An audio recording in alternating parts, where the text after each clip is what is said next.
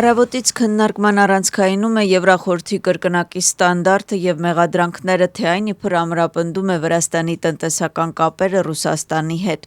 Շալվա Պապուաշվիլիի հայտարարությունը, որտեղ նա խոսում է Շվեդիայի օրինակի մասին, առավոտից քաղաքական գնահատականների թեմա է դարձել։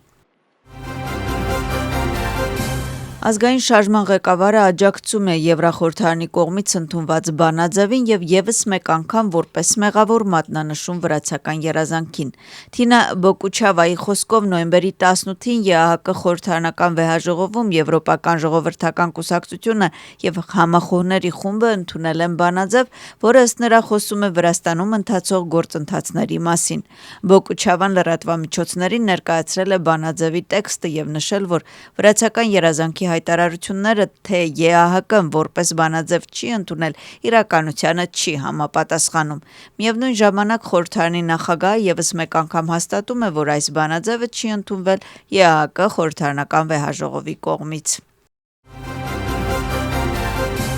Սկսվում են Հարավային Օսիայի ինքնավար մարզի տարածքում ժամանակավոր վարչատարածքային միավորը վերացնելու նախաձեռնության վերաբերյալ հանձնաժողովային քննարկումները։ Վրացական երազանքի նախաձեռնությունը պետք է ուժի մեջ մտնի հունվարի 1-ից։ Իշխող թիմը պնդում է, որ Հարավային Օսիա տերմինը եւ Հարավային Օսիայի վարչակազմ տերմինը մտցվել է ազգային շարժման կառավարության կողմից, խախտելով սահմանադրությունը, ինչը ժողովրդի դավաճանություն էր։ Հայտարարված փոփոխությունները հարցեր են առաջացնում ընդդիմության շրջանում։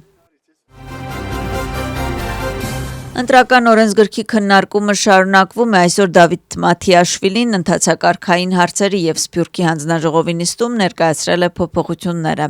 Այս անգամ շեշտը կրկին դրվել է խորհրդարանական ընտրություններին էմիգրանտների մասնակցության կանոնների փոփոխության վրա։ Նախաձեռնության համաձայն Վրաստանի քաղաքացիները կկարողանան մասնակցել խորհրդարանական ընտրություններին միայն երկրի ներսում։ Որոշման պատճառը նշվում է միջազգային փորձի ընդունումը, արտաքին միջամտության սահմանափակումը։ Ընդդիմությունը քննադատում է փոփոխությունները, նշելով, որ արտերկրում ապրող վրացի քաղաքացիների մեծ մասը չի աջակցում վրացական երազանքին եւ այդ իսկ պատճառով էլ վրացական երազանքը նման փոփոխություններ է ընդունում։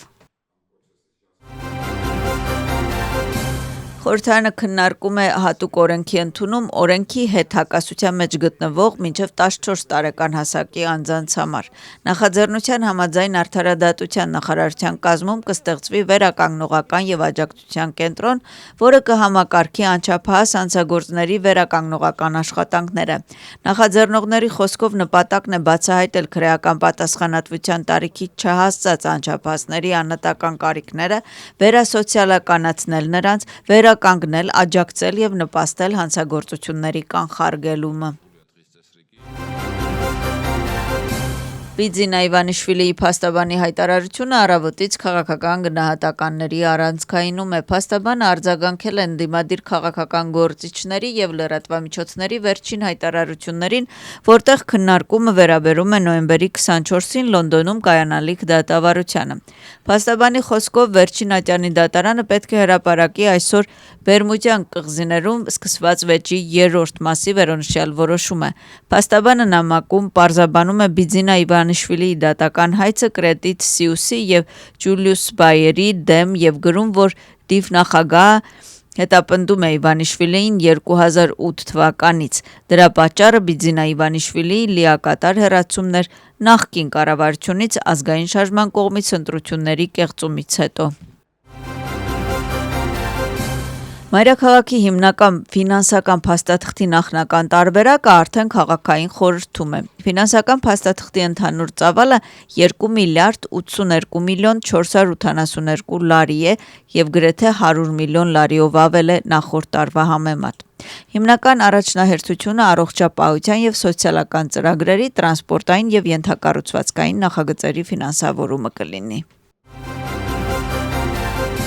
Վարչապետը հանդիպել է Ադրբեջանի արտաքին գործերի նախարարի հետ, ուշադրությունը դարձվել երկրների միջև արդյունավետ համագործակցությանը եւ ռազմավարական գործընկերության հետագա խորացման հեռանկարներին։ Զրույցը անդրադարձել է տարածաշրջանում կայունության եւ երկարատև խաղաղության հաստատման կարեւորությանը։ Քննարկումը տեղի ունեցել ներքին գործերի նախարարությունում։